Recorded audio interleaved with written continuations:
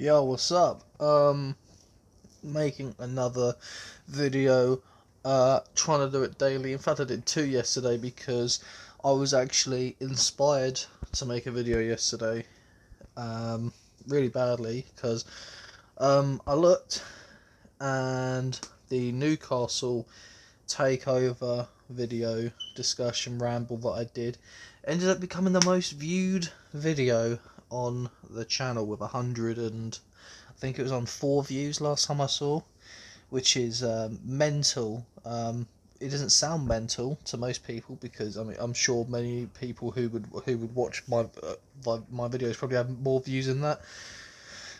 On average, if they do, but um, if they do YouTube, but for me it's crazy because I get maybe like if 5 views is good for me and 100 views is like mental. So uh, yeah, really happy with that and sticking with the subject of football until something else pops up. I did the UFC video last talking about the three events in 8 days. We're going to be talking about the state of the Premier League and what could happen, what my opinions are of what are going to happen, and each sort of scenario. So I'm looking over to my left because I've got on my screen the Premier League table. We have uh, Liverpool, of course, in first place, City in second, Leicester in third, Chelsea fourth, Man United in fifth, Wolves sixth, Sheffield United in seventh, Tottenham in eighth, Arsenal in ninth, Burnley 10th, 11th Crystal Palace, 12th Everton, 13th Newcastle, 14th Southampton, 15th Brighton, 16th West Ham, 17th Watford, and then the bottom three Bournemouth, Villa, and then Norwich 18th, 19th, and 20th respectively. And it's going to be interesting to see how they um, how they deal with the Premier League, because it's going to be, do we void it and then we just carry on next season? Do we play on in the summer if things get better? So that could be replacing the football that we'd get in the Euros. I mean, I personally have bought a match ticket that was I was supposed to have watched a while back. Man United versus Brighton at the Amex. I was really excited for that as a Man United fan. But yeah, it'd be interesting to see what they do so they could void it, so the season ends. No more, pardon me, no more games, and we just carry on next season with the same teams in the division that we've had before, which means Norwich dodge a bullet, especially, and Villa and Bournemouth um, also dodge a bullet, and really the bottom half of the table. Now, talking on the bottom three, Bournemouth, Villa, Norwich.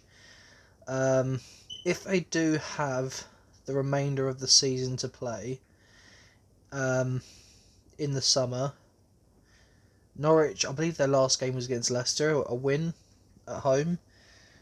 Oh, I think I had a bet on that as well and I lost, which is a bit depressing. But um, yeah, so I think Bournemouth. I think a lot of these teams have a lot to lose next season if they keep playing on. It'll be interesting to see who does get relegated.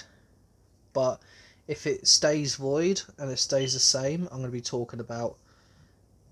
Well, I will be talking about what I think they need to do next season in preparation. Um, but if they do go down automatically, then I think that's very unfair, and I think it'd be unfortunate for those clubs.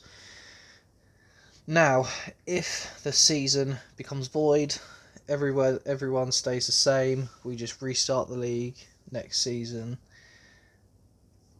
What do each team have to do to survive? Now, I'm gonna go first of all with Norwich City.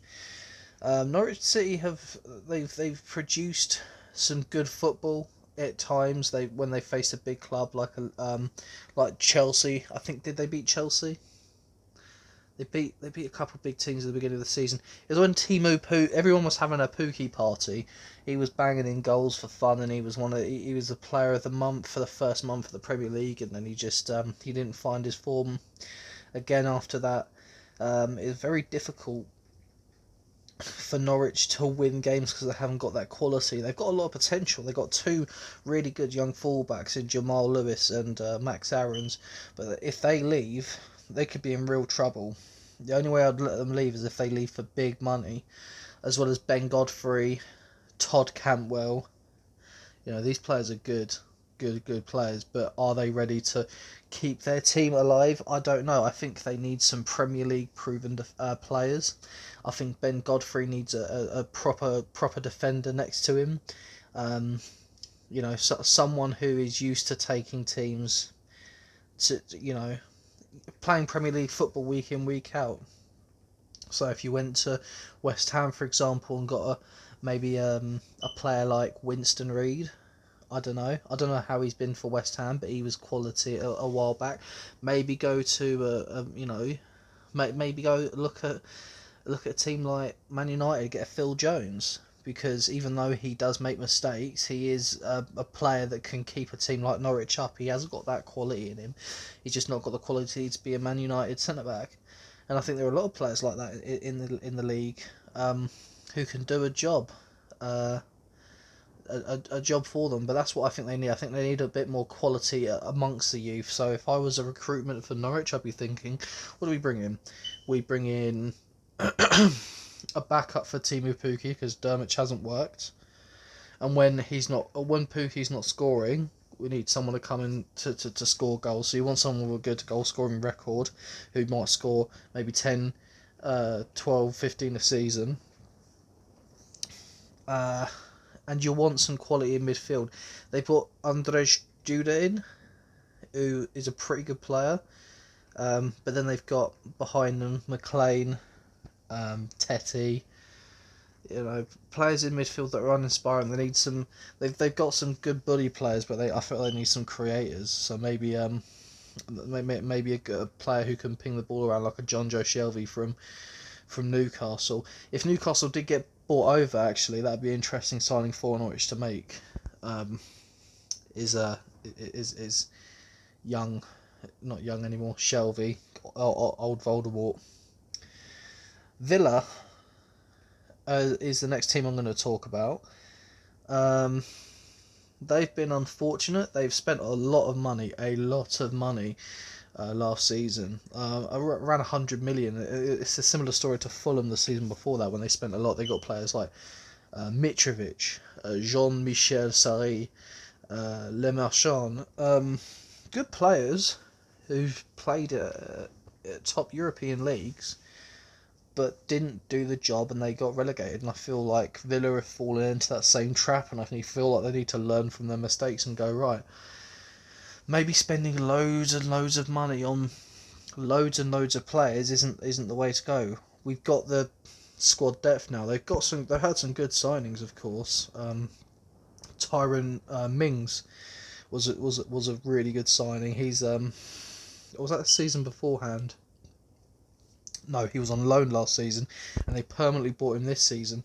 And they're not going to have that type of that type of flexibility this time around. And with Jack Grealish also probably leaving to Man United or another team possibly, it's going to be very difficult for Villa to keep a hold of him. And also, you never know if John McGinn's going to go. You never know if these top players for Villa are going to go. So if I was them, I'd be shaving Deadwood. I'd be shaving the players that, don't quite make it, don't quite get to the starting 11, don't contribute enough. I'll be putting Wesley on loan, seeing how he does, see if he can sort his because apparently he's got an attitude problem, and he was a big signing for them. And now they've brought in Samata, who's a very similar type of player to him, a big body who's known to score a goal or two, a big lad. Um, and I feel like his career's really gone downhill. They've got a lot of players in that striking lineup, like Hogan. I don't know if he's on loan, but he should be gone off the wage books. Maybe Codger to go, bringing Keenan Davis as someone. Let him become, or Rushburn, Hepburn, Murphy, or whoever it is, the other strikers. Maybe that get one of them as a third choice, and really explore the quality in the team. You've got Tyron Mings playing next to Bjorn Engels. That's an alright partnership. Tom Heaton, he was a good signing, but he's going to get on a bit. And he was injured, so Rayner came in, so that was another good signing, and he did alright for them. But they need a bit more quality, especially in the wings. I think Jota, he can leave. I don't think he's good enough. Trezeguet is okay on his day. You know, you want goals. I feel that's what Villa lack is goals, because they've got that creativity in midfield. I mean, they're going to need to replace Jack Grealish, and I don't know who you'd replace him with. You know, you got John McGinn, who's a box-to-box midfielder. You have maybe someone like Marvelous Nakamba, who can sit deep. You got players who can sit deep for you, and leave it to the attackers. But I'd be focusing on some wingers, who can score, especially who can maybe score you eight goals, 7 goals a season, and can join in that attack and maybe whip in some good balls. You know, so a player who you wouldn't get him, but a player like Harvey Barnes, that type of echelon of player. So you're gonna need to. So if I was them, I'd sign some wingers, another creative midfielder to replace Grealish. If not, keep Grealish at all costs, which is bad for United, but that's what they'll need. And yeah, just add some all-round quality to their side, and also just keep your players at all costs. If I was an Aston Villa fan, I'd be like, right, you can have Jack Grealish, but you're going to pay every single bit that we need for him, because you need him more than you need the money for him, in my opinion.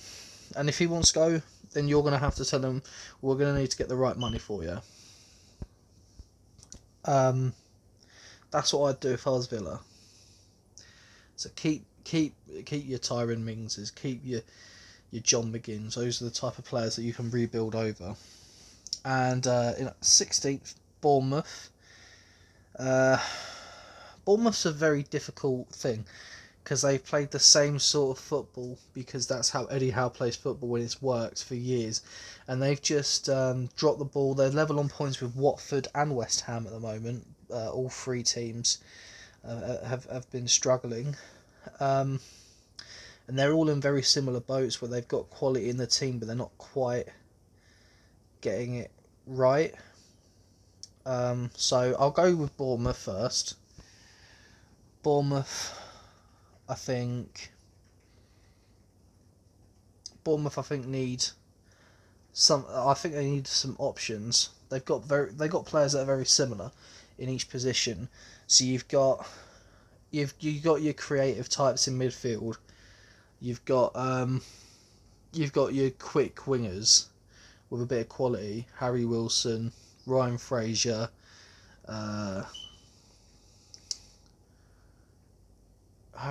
Wilson, Fraser. There's another one I'm missing. Another winger I can't quite think of right now. And you've got your quick attackers, your Joshua Kings, your Callum Wilsons, your Dominic Solankis. I think they need something different. They need alternatives. They need options. Maybe they bring in a big man. Maybe they bring in a bit of experience up front. Maybe maybe a Fernando Llorente wouldn't be a bad signing for them. Someone different, someone to hold up the ball. A big man, and maybe they need to bring in someone to someone to help out in midfield.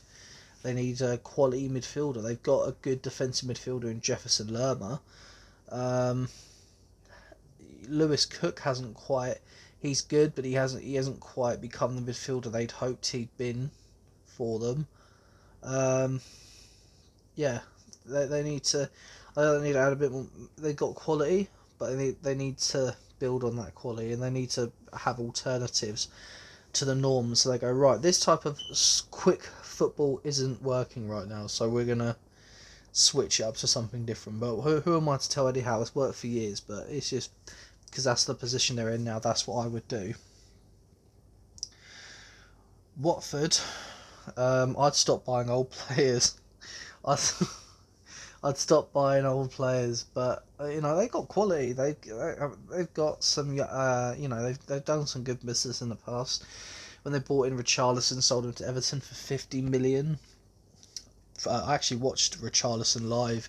He played Brighton because I live a bus ride away from Brighton, so I watched him against Everton. When I think it was 4-3, banging game. No, 3-2, 3-2, banging game. Own goal last minute. I missed it though because we had to leave 5 minutes early, and it really annoyed me. But that was on my birthday. It's on the 26th of October.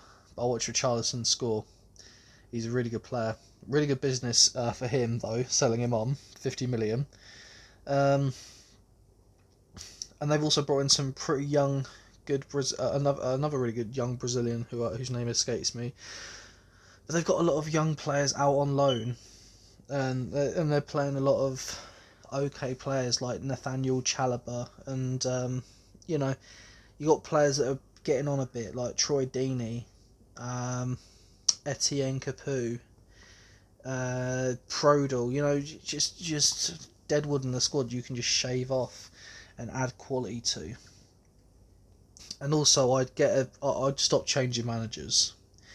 I think that's one of Watford's big flaws, is that they keep changing managers and they're never content with the manager they've got. And Pearson, he's done all right when he's come in, but they need to stay with one. West Ham, being where I am in the country, so about an hour away from London. West Ham are they need to survive for now. They need to survive and shave. I know I keep using that phrase often, but I see a lot of these teams hold on to players that they just don't use them. When they do use, they're not effective. So I'd be getting rid of the players like, Winston Reid, the players they don't need, the players like, I'm trying to think of the player, a Jetty, you know what I mean, players like that they just keep around, that they've had that they just don't work. You need quality. You need goals. You need to be solid. I think David Moyes has done a good job, like he did before coming in, but he's not going to be a permanent fixture there. And if he is, you're going to be around this same area and eventually relegated, because he's not progressive enough football wise. So maybe get a new, maybe get another striker, an option other than Haller. The opposite of Bournemouth. Maybe you want to get Joshua King from Bournemouth or someone, just a quick striker in case you want to change things up.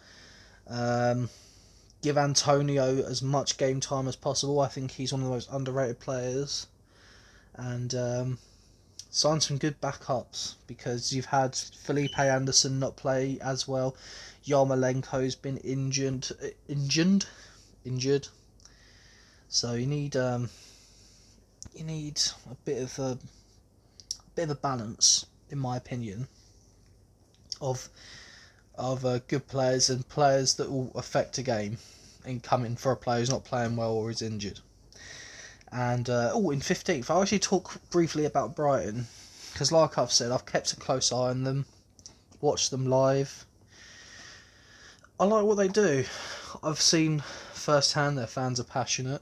I've seen that they play a very tight knit, um, very structured football. They play a five at the back, so like a Dunk, Duffy, and Webster at the back line, and then they'll have maybe Montoya and Bernardo on the wing backs or whoever it is. Um, if I was Brian, it's quality. It's a lot. It's a lot the same, but it's quality. Another striker. Neil Maupay's not done it for them as regularly as they'd hope. They're still relying on 35-year-old Glenn Murray to get them out of trouble. Listen, they need goals. They need goals structurally. They're good. You know, if you play 5-2-3 or whatever, and you play two in midfield, and then you have three wingers. I've seen Leandro is it Leonardo Trossard. He's really good, really good. He's tricky, quick. He really puts players on their asses, and you can also play Izquierdo or a quick player like that. Maybe get another winger. But the main problem for them, I think, is goals. They need another striker, and they know that. They know they've needed a striker. If I was Brighton, I'd be going the what I'd be selling a lot of players in that squad, like your KLs, Lacardia. I'd sell him finally. Andone, and I'd be breaking the bank to get someone in like Mitrovic from Fulham, to get someone who's a hold-up player who can bang in goals. He can bang it with enough game time, with enough adaptability. He can bang 15 goals a season in the Premier League, and he will survive them, and you can build upon that. But that's the main thing, because then it goes from Southampton, Newcastle, and that, and then you going towards the top. But yeah, that's what I do for the bottom lot to survive next season. What they need to add. If you're looking at teams at the top, what teams need to... I've just seen Leicester's recent form. They had a loss, and a win, and their last 5 matches, which is pretty terrible for them. Man United. We'll start with Man United. What do Man United need? I've already talked about the players I'd like us to get. We need, in my opinion, another centre back. To partner Maguire, someone who's really competent. We need to get rid of a lot of players like Jones, Lingard, Lindelof probably. I don't think he's not going to be at that level we want. Not Pogba. I'd keep Pogba. I'd like to see what he does. I don't think his stock will drop too much. I'd keep Pogba. I'd keep to see what he does with Fernandes.